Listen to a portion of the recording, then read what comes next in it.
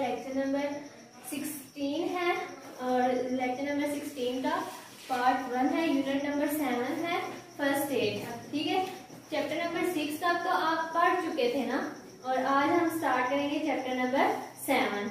ठीक है, first aid कहते हैं इब्तिदाई तिब्बी अमदाद। इब्तिदाई तिब्बी अमदाद फर्स्ट एड ये चीज होती है कि जैसे अगर किसी का एक्सीडेंट हो गया है, मिसाल के तौर पे अगर किसी का एक्सीडेंट हो गया ना, तो फर्स्टली हम जो उसके साथ करेंगे, अगर हम आ रहे हैं, हमने देख लिया फौरन से कि उसका एक्सीडेंट हो गया है, तो हम उसे फर्स्ट एड देंगे ऐसे कि हम मतलब उसका जो ब्लड वगैरह ज्यादा बह रहा है उसको हम रोकेंगे, या फिर उसको हमारे पास जो भी हम कर सकते हैं।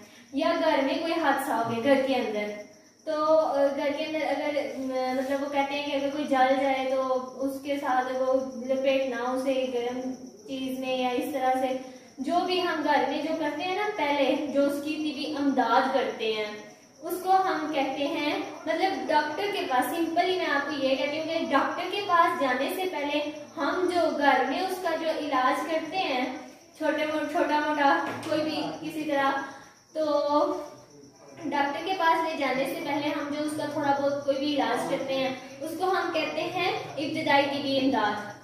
ठीक है, इसमें हम आज पढ़ेंगे इब्तिदाई तिब्बी इमदाद एक तरह से बहुत ज्यादा जरूरी है। जरूरी इसलिए है कि मतलब अगर घर में किसी का बीपी हाई हो गया है या किसी का बहुत ज्यादा बीपी लो हो गया है, तो हम अभी डॉक्टर को आने में थोड़ी देर है या फिर हमने डॉक्टर को कॉल कर दिया है, डॉक्टर अभी रास्ते में है, तो घर में अगर इसकी बहुत ज्यादा तबीयत खराब हो रही है ना, तो हम जो बीपी हाई वाले लोग हैं उनके हम पाँव पानी में, ठंडे पानी में रखते हैं, इस तरह से उनका वो थोड़ा सा कम हो जाता है। हम उसे बीपी वाली गोली खिला देते हैं अगर हमारे घर में पड़ी हुई है, तो उसका जो है ना वो बीपी थोड़ा सा नॉर्मल होना शुरू हो जाएगा। तो बाकी तो जो काम है वो तो डॉक्टर ने आके करना है, लेकिन हमारी जो जिम्मेदारी है वो ये है कि हम उसे थोड़ा बहुत कुछ ना कुछ उसके साथ दें। अगर किसी का बीपी लो है उसे अंडा बॉयल करके दें, उसे कावा बना के दें, तो ये चीजें जो हैं ये इब्तिदाई तिब्बी इमदाद में शामिल होती हैं। ठीक है, अब हम इसके बारे में पढ़ेंगे। फर्स्टली ट्रांसलेशन हम स्टार्ट करेंगे। ठीक है, ट्रांसलेशन में उसके बाद फिर हम एक्सरसाइज करेंगे। ठीक है, फर्स्ट पैराग्राफ है फर्स्ट एड का। ठीक है, बुक्स अपनी अपने पास खोल के देखें। ठीक है, और बुक्स नहीं होंगी आपके पास तो ये तो फिर आपको समझ ही नहीं आएगी, इसलिए आप अपनी बुक्स साथ खोल लें। एक्सीडेंट जो हादसात होते हैं, इल्स बीमारियां एंड ऑड्स मुतफरकात are part of our daily life. वो कह रहे हैं कि ये जो हादसे हैं, बीमारियां हैं, मुतफरकात हैं, ये हमारे रोजमर्रा की जिंदगी का हिस्सा है। डेली लाइफ, रोजमर्रा की जिंदगी पार्ट हिस्सा है। ठीक है, on such occasions we should respond wisely and carefully. वो कह रहे हैं कि जैसे कि ये जो सारे ये मौके होते हैं, इन पे वी शुड रिस्पॉन्ड, हमें मुजाहिरा करना चाहिए, हमें इसका रिस्पॉन्स ऐसे देना चाहिए, वाइजली अक्लमंदी से, एंड केयरफुली और एहतियात से।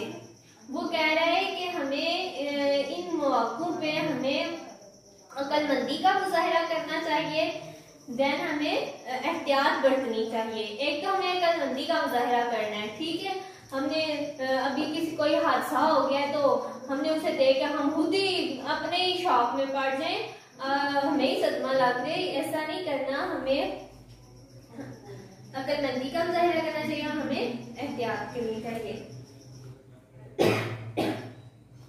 We should provide first aid as early as possible। वो कह रहे हैं कि हमें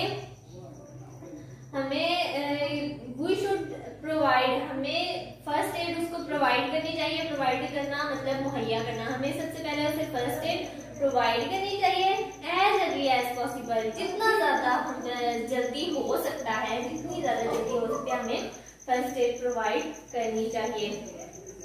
first aid means the aid और हेल्प, फर्स्ट एड कहते हैं मदद को, और हेल्प की मदद को यूज किया that can be given to a injured person first, जो एक जख्मी आदमी को फर्स्टली सबसे पहले, जो एक इंजर्ड जख्मी आदमी को सबसे पहले दी जाती है उसे हम फर्स्ट एड या इब्तिदाई मदद कहते हैं।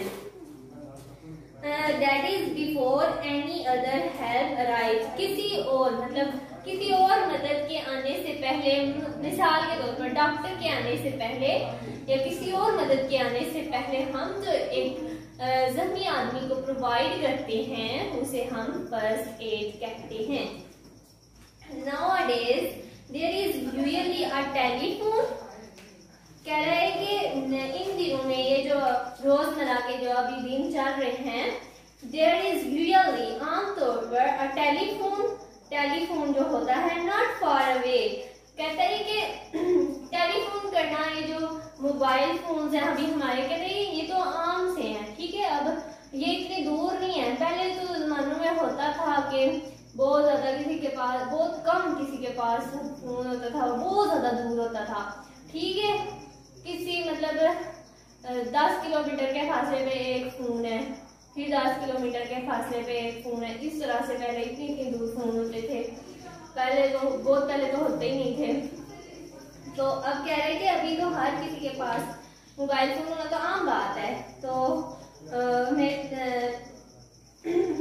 And the first thing we should do, कहता है कि मोबाइल फोन तो आम है तो हमें सबसे पहले फोन करना चाहिए डॉक्टर को।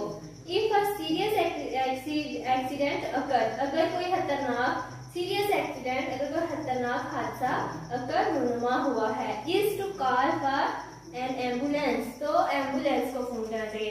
कहते हैं कि अगर ज्यादा सीरियस नहीं है तो फिर तो हमें जानना चाहिए, फिर तो हमें टेलीफोन करना चाहिए, और अगर बहुत ज्यादा सीरियस हो गया, बहुत ज्यादा खतरनाक है, तो फिर हमें एम्बुलेंस को कॉल करनी चाहिए। But sometime quick action by us may save someone's life, कहता है कि but sometimes quick action, कभी कभी हमारा, लेकिन कभी कभी हमारा जो फौरी अमल है, क्विक एक्शन फौरी अमल बाय अस, हमारी तरफ से, may save someone's life, हमारी किसी की जान बचा सकता है या किसी की जान की हिफाजत कर सकता है। अगर हम मिसाल के तौर पे अगर किसी का बीपी लो हो गया, बहुत ज्यादा बीपी लो हो गया, बहुत ज्यादा डाउन हो गया, तो हम अगर उसे अंडा कावा बना के देते हैं, ठीक है, तो उसका थोड़ा सा नॉर्मल आ जाता है ना। अगर हम उसे कुछ भी ना दें, हम बस अपनी टेंशन में रहें कि वो ये क्या हो गया, इसका तो बीपी लो हो गया, ये इस तरह अगर हम करते रहेंगे तो कुछ भी नहीं होगा, उसकी ज्यादा तबीयत खराब होगी, हम खुद शॉक में चले जाएंगे और फिर उसके मरने का भी खतरा है। अगर हम उसे अंडा कबाब बना देंगे तो वो बच जाएगा, ठीक है। अच्छा जी, आगे है next paragraph. People often suffer from shock, अक्सर जो लोग होते हैं वो सदमे में चले जाते हैं after the receiving an injury, मतलब चोट खाने के बाद, वो जख्मी होने के बाद वो कह रहा है कि वो सदमे में चले जाते हैं। जो अगर मतलब जिनका केस होते हैं ना, जो जिनमें कुव्वत बर्दाश्त होती है और जिनमें वो कुव्वत बर्दाश्त नहीं होती, इतना स्टेमिना नहीं होता, तो वो शॉक में चले जाते हैं, वो सदमे में चले जाते हैं थोड़ी सी चोट भी देख के। Even when the injury is small one, अगर चोट छोटी हो, मतलब वो चोट, कहते हैं कि चोट छोटी भी हो ना तो वो फिर भी सदमे में ही चले जाते हैं। मतलब जो इनमें इतना स्टेमिना नहीं होता, इतनी कुव्वत बर्दाश्त नहीं होती, तो वो भी कह रहा है कि वो भी शॉक में चले जाते हैं, ठीक है, छोटी सी चोट पे भी। Their face turn grey, उनका रंग स्याही मायल हो जाता है, and the skin becomes dumb and cold, और उनकी जो स्किन होती है, उनकी जो जिल्द होती है, वो नमदार एंड कोल्ड और ठंडी हो जाती है। They breathe quickly, वो तेजी से सांस लेते हैं।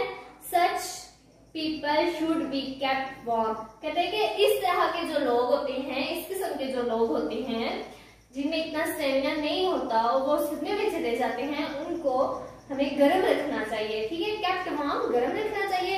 We should cover them with a blanket. हमें उनको कवर करना चाहिए ब्लैंकेट के साथ, कंबल के साथ उनको ढांकना चाहिए। And give them a warm drink, और उन्हें वार्म ड्रिंक, गर्म मशरूब देने चाहिए। वो कह रहे हैं कि अगर इस तरह के लोग हों ना, तो हमें उन्हें गर्म रखना चाहिए, उनको ढांकना चाहिए कंबल के साथ, और उनको गर्म मशरूब देने चाहिए। देन नेक्स्ट पैराग्राफ है, if we find someone with broken bones. अगर हम किसी को देखेंगे इसकी हड्डियां टूट गई हैं, ठीक है, अगर हम किसी ऐसे शख्स को देखेंगे जिसकी हड्डियां टूट गई हैं, एक्सीडेंट हुआ है, उसकी हड्डियां टूट गई हैं, वी शुड नॉट मूव, हमें उसे हरकत नहीं करानी चाहिए। ठीक है, हमें अगर जिसकी हड्डियां टूटी नहीं हो ना, तो हमें उसकी हरकत नहीं करवानी चाहिए, उसको मूव नहीं करना चाहिए। The patient and call an ambulance at once. और कहते हैं कि जल्दी से हमें फौरन ही एम्बुलेंस को कॉल करनी चाहिए। We should also advise the patient, हमें जो पेशेंट है उसको ये नसीहत करनी चाहिए, नॉट टू लॉस हार्ट। वो कहता है हौसला ना हारे। ठीक है, कि पेशेंट हौसला ना हारे। वो कह रहा है कि हमें मरीज को ये नसीहत करनी चाहिए कि वो हौसला ना हारे। ठीक है, as it is essential for treating shock. वो कह रहे हैं कि ये बहुत जरूरी है हादसे से निपटने के लिए। ट्रीटिंग शॉक, ये हादसे से निपटने के लिए या सदमे से निपटने के लिए। जाहिर सी बात है, जिसकी हड्डियां टूट गई वो तो बिल्कुल एक तरह से मजबूर हो चुका होता है, तो वो इस तरह से भी शॉक में चला जाता है कि अब तो मेरी हड्डियां, यही सोच कि वो मेरी हड्डियां टूट गई हैं, अब मैं किसी काम का नहीं रहा। ठीक है, तो वो ये सोच के शॉक में चला जाता है। इस तरह वो ज्यादा डिस्टर्ब होता है, पेशेंट की तबीयत और ज्यादा खराब हो जाती है। तो इसलिए हम जो साथ उसके होते हैं, हमें उसे हौसला देना चाहिए। ठीक है, देन नेक्स्ट पैराग्राफ है, a little bleeding does not harm। कहते हैं कि जो मतलब थोड़ा सा खून बह रहा हो ना, थोड़ा सा little bleeding, थोड़ा सा अगर खून बह रहा हो, does not harm, ये नुकसानदार नहीं है। अगर किसी का थोड़ा थोड़ा खून बह रहा है तो वो इतना नुकसानदार नहीं है। It washes germ, ये धोता है जरासीमों को, from the wound, जख्म से। but if the bleeding continue, अगर खून बहना जारी रहे, try to stop it by placing a clean pad। कहते हैं कि कोशिश करें कि उसे एक साफ गद्दी से, ऑफ क्लॉथ, कपड़े की साफ गद्दी से साफ करते हैं, firmly मजबूती से, over the wound until the bleeding stops। कहते हैं कि जख्म को ना आप साफ करो, जो साफ गद्दी हो कपड़े की साफ गद्दी से गद्दी बनाए, तो उसे जख्म को साफ करें। ठीक है, जब तक खून, until the bleeding stop, जब तक खून रुकता। if the wound is small one, अगर जो जख्म है वो मामूली है, we should clean or wash it, हमें उसे धोना चाहिए और उसे साफ करना चाहिए gently, नरमी से। with soap and water, साबुन के साथ और पानी के साथ। then bandage, और फिर पट्टी करनी चाहिए, bandage it, पट्टी करनी चाहिए firmly, मजबूती से, but not too tightly। वो कह रहा है कि हमें मजबूती से पट्टी तो करनी चाहिए, लेकिन बहुत ज्यादा कस के नहीं करनी चाहिए। If the wound is large, अगर जख्म बड़ा है, we should take the patient to a doctor। हमें जो मरीज है उसको हमें डॉक्टर के पास ले जाना चाहिए। A person who has swallowed poison should be taken to a hospital at once। वो कह रहा है कि अगर a person who has swallowed poison, अगर किसी आदमी ने, अगर किसी इंसान ने जहर निगल लिया हो, should be taken to a hospital at once, फौरन उसे हॉस्पिटल लेके जाना चाहिए। with सम पॉइजन, कुछ जो होते हैं poison, sleeping pills, sleeping pills होती हैं जो स्लीपिंग पिल्स सोने की, जो हम दवाइयाँ खाते हैं सोने के लिए कि हमें रात को नींद आ जाए, वो कुछ लोगों को नींद नहीं आती ना, तो वो स्लीपिंग पिल्स लेते हैं। तो अगर किसी ने वो खा लिया इनके लिए, ठीक है, इनके लिए for example it is a good thing to make the patient vomit. कहता है कि इसके लिए जब बहुत ज्यादा जिसने इस तरह का कोई जहर खा लिया हो या फिर स्लीपिंग पिल्स ले ली हो ना, तो उन्हें हमें क्या कराना चाहिए कि ये मरीज के लिए ये चीज अच्छी होगी कि वो क्या करे, वॉमिट करे, ठीक है, bye pushing your finger down his throat. तो हमें क्या करवाना चाहिए, हमें उसे क्या करवानी चाहिए, तो उसके हम अपनी जो फिंगर है, अपनी उंगली है, उसके गले में लेके जानी चाहिए ताकि उसे वॉमिट आए, ठीक है। But if he has swallowed some kind of acid, अगर उसने किसी किस्म का तेजाब पी लिया हो, मतलब या निगल लिया हो, और एनी लिक्विड, और अगर किसी माया की तरह दैट बर्न, जो जलन पैदा करे, कहते हैं कि लिक्विड की शेप में हो जो चीज, मतलब पानी की शेप में हो जो चीज, वो अगर उसने पी ली हो या तेजाब पी लिया हो जो जलन पैदा करती है, it would be a bad thing to make him vomit. तो ये उसके लिए अच्छा नहीं होगा कि वो वॉमिट करे। अगर उसने कोई चीज खाई हो ना,